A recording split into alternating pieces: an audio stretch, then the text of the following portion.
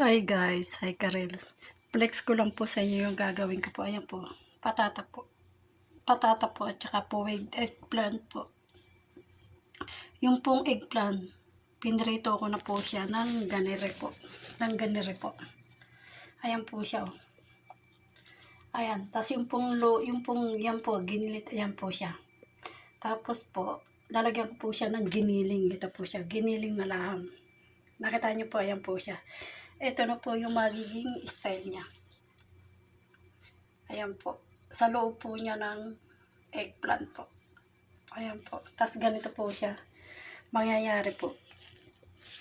Tapos po, ito po yung sauce niya. Tomato paste, bawang, cubes po. Hindi ko na po nilagyan ng asin kasi po, yung cubes po, may asin na po siya, di po ba? Yan po ang totoo. Yan po ang gagawin ko ngayon. Patata with eggplant po. Na may laman po sa loob na giniling po. Salamat po and God bless po sa atin lahat.